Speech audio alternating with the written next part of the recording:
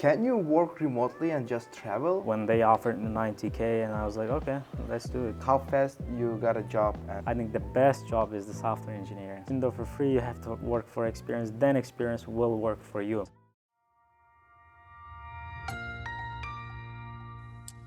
So I was born in a very small village, which is located in Kyrgyzstan. I studied there until when I was 10th grade. So, and then I got a chance to go to USA. Yeah, so I was born in a very regular middle class family. And then, yeah, I was just a regular child. what brought you to the United States?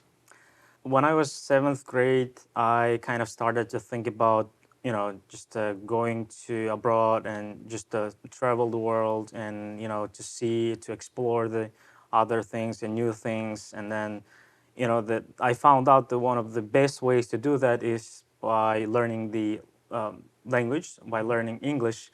Why? Because English is now, it's not tied to one country, right? So English is kind of international language right now. So even though if you go to Saudi, Dubai, or Europe, or any Asian countries, everybody speaks. I mean, not everybody, but English is the kind of communication language, like international communication language, right?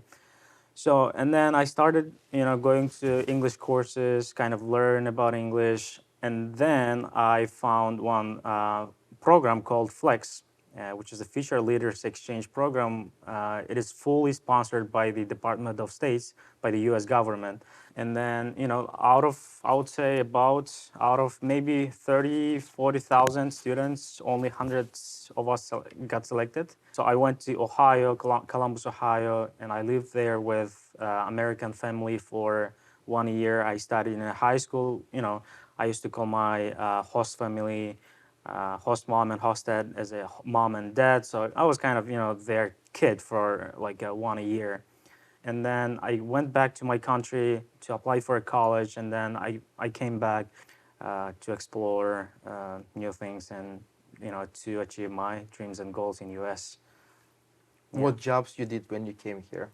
So the second time when I came to US, I came to Chicago, then I went to Wisconsin Dells to work as a lifeguard in a water park, and then I worked there for about 2 months, and then I left Wisconsin, and then I went to Ohio, Cincinnati, Ohio.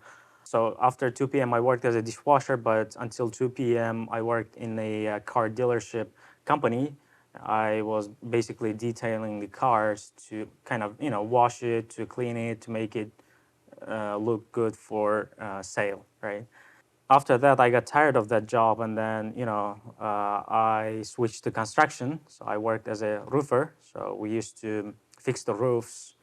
Doesn't matter if it's a hot weather, if it's a cold weather, and then so I made a little bit of money, and then I left everything in Ohio, and then I came to Chicago just to study in a coding boot camp. So you came to study at the first, but what was your salary expectation when you start studying?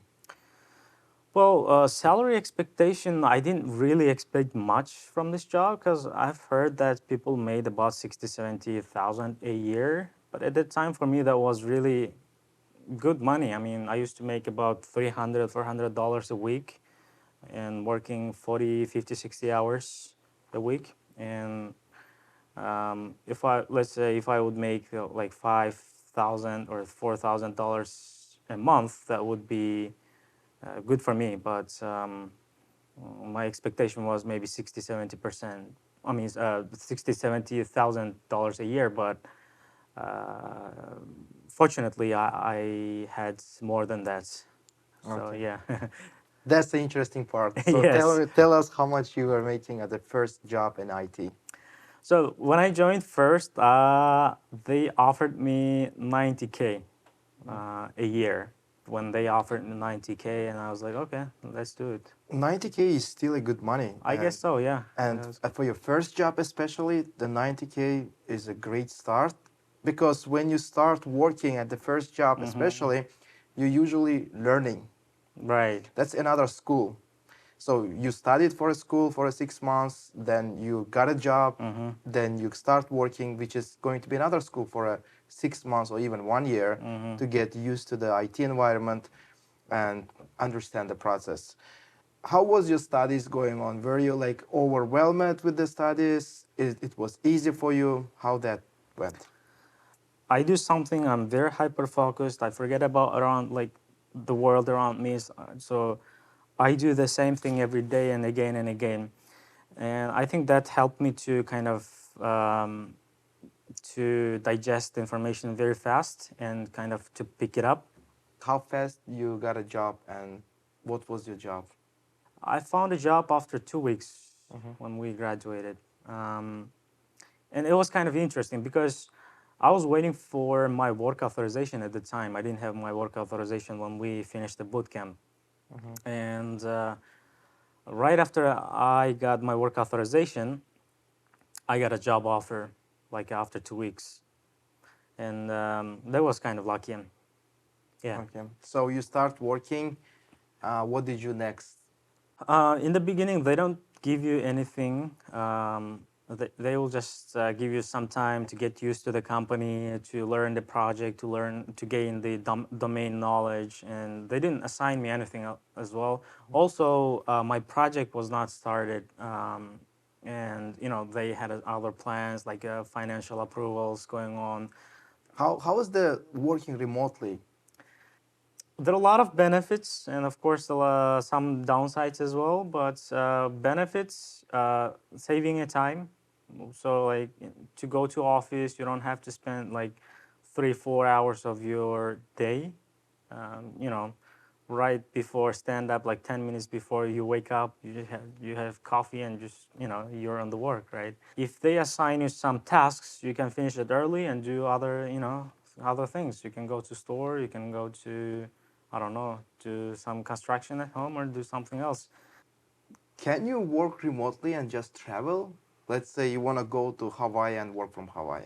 Oh yeah, You so go to Miami Beach, you work, you just go to your with the laptop and work from there. sure, definitely. I've never done that, but yeah, I know people who do that, and definitely, why not, right? So you can even go to like, it depends on the company, but for example, my company allows us to even go to different countries and work from there, like for about 1 month or 2 months. Yeah, some people do that. So do they still give you the money they pay you here? Yeah, they do. So then why not getting the salary of the US salary and live outside of the US? It depends on the policy of the company, I guess. But in my company, if you want to live longer, then of course they're not gonna pay you with the U.S. rates. They're gonna pay you with the that region's rate. But for some time, like for 1 or 2 months, yes, you can travel. Yeah. What kind of other hobbies you start doing? Anything other than IT?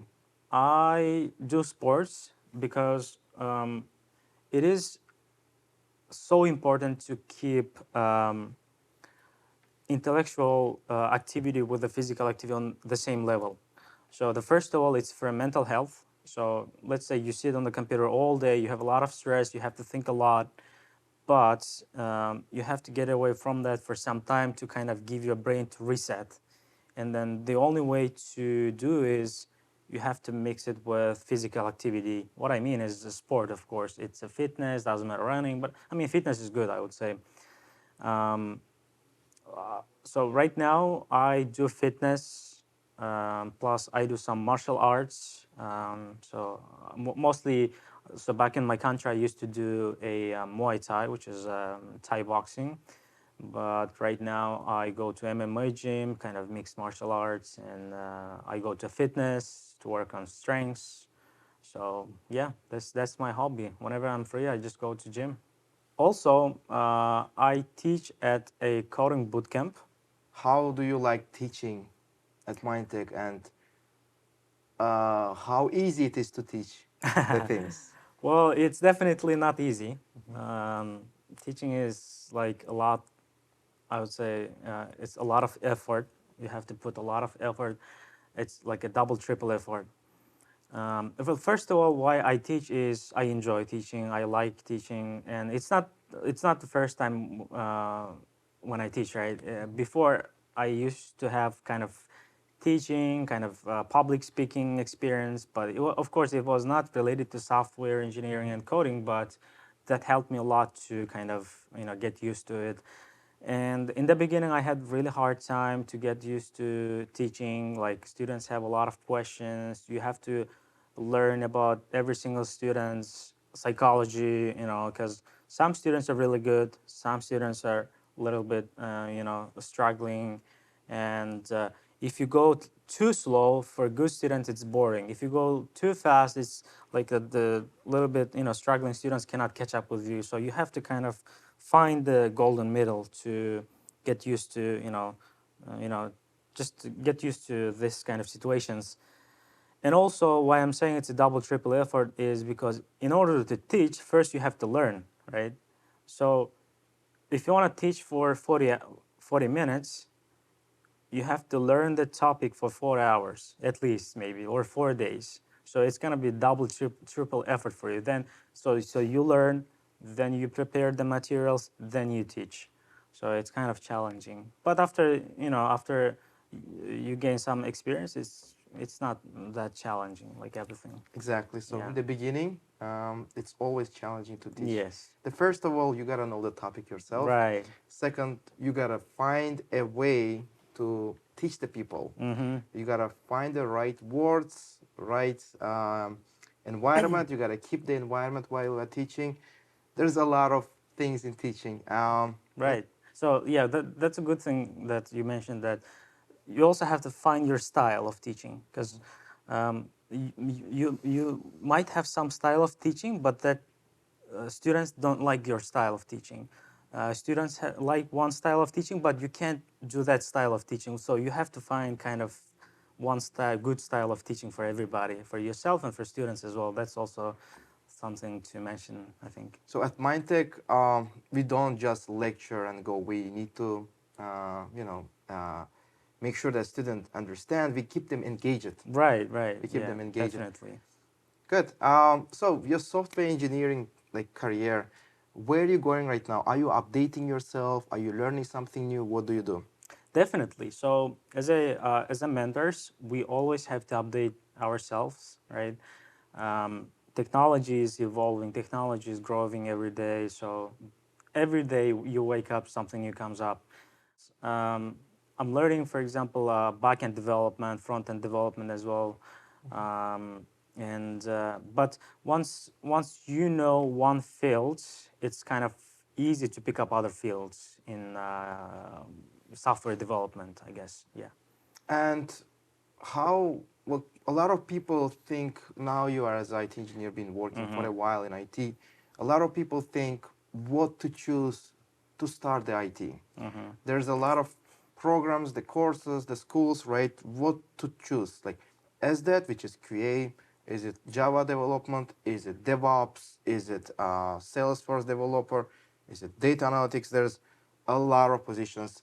Which one would you recommend to people to get to start in order to get into the IT? Well, that's a good question. Of course, it depends on the person's budget and the financial situation and skills, right? But most of the time, I would say if you want to get into software development, then start with QA engineering or front end development. Um, so if you want, so I mean, for example, my journey, I started as a QA engineer, and I understand the process of software development, agile process, and then how the backend works, how the front end works, how the applications are connected to each other, how the server works, kind of like a general idea. And when you have this general idea, you can pick up everything. Just some people they don't want to go and like study again to learn pick up new field because they are too lazy. It's not easy to pick up something as well. Like sometimes, right? You have to kind of put your time, your effort, your energy. But if you want, if you know QA engineering, you can learn everything. DevOps doesn't matter, everything. So a lot of people think that anyway, I'm gonna be a developer in the Mm-hmm. future. I wanna be an IT engineer. I wanna get into this field, and I see myself a developer in the future. let me jump into the development program instead of doing the QA, then going through the QA to the development. Do you think it's a like right decision to make that, starting with the development, or you think it's still like too good to start? It's good to start with the QA and then go for a development. Well, I think it depends on your time and energy and your financial situation. If you have more time, like 1 year to learn development, for example, I mean, it depends on. In the development, also we have a lot of fields, right? You have backend development. In backend development, you have Spring Boot development developer or other, for example, JavaScript backend developer. You have Node.js developer, C# developer, and like any other like fields. You have a lot of like I would say choices, right? But for me, like for example, as a Java developer, it takes a lot more time than QA engineering, right? For example, if you want to learn QA engineering, it takes a lot, about like 6 months. But Java development, if you want to become a really good like Java developer, then it will take about 8 9 months and a lot more effort than QA engineering. So it depends if you want, and your end goal is to become a developer, and if you have time and energy, go for it. But if you just want to kind of get started with the software development and make money and find a job faster than Java development as a Java developer, then go for QA engineering. Yeah. What's the best approach of learning? How much time you got spent? If you spend a lot of time, you can burn out. If you spend less time, it might not be enough. How to control that, and how much time you need to study? Yeah, that's a good question. Um, when I'm teaching, I mention this to my students all the time. I mean, I don't know if they like it or not, but I was so impressed by the movie called it's a Tom Hanks movie. Forrest Gump. I'm sorry, yeah, Okay. Forrest Gump. Uh, I don't know if you guys have seen that movie. It's like it's just a. It might seem like it's a regular movie, but it has a very deep meaning. Though the Forrest Gump is basically he is kind of he has some mental problem. He cannot think properly like a regular human, and but whatever he does in his life, he becomes successful. And why is that? Is because whenever he does something, he's hyper focused. If he plays a ping pong, he plays ping pong all day. I mean, he's focused on that. He makes some mistakes and he fixes, he works on his mistakes. So, and then he becomes a ping pong champion in that movie.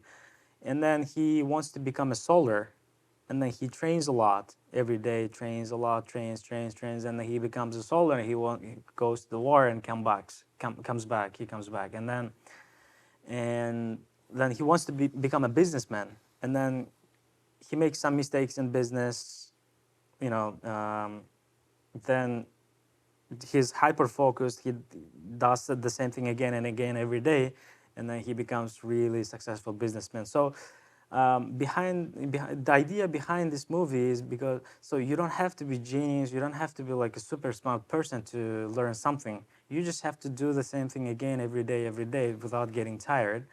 But of course, it's a movie. It's not a good thing for regular human to do that every day. I mean, you have to mix that with something that gives you joy, right? Sometimes you have to take a rest and give your brain some reset, but you have to focus on that and work hard and just do it every day and the same thing, and you'll get it, I think. Personally, I would say out of the class every day maybe 2 hours at least I would spend, because like for example, if you go to boot camp, the theory part, like you study from 6 to 9.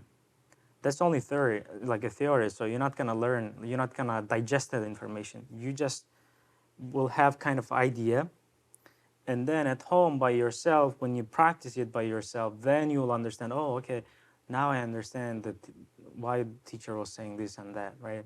So I would say spend like at least 20 to 30 hours a week Is it important to have a people along the way while you are studying, while you are going through this process? Or you think you can go and learn by yourself, sitting home? We know that, we open the YouTube, say, hey, I want to learn Java. Boom, there's like thousands of the videos. I want to learn Selenium WebDriver. There's thousands of videos. It's available for free.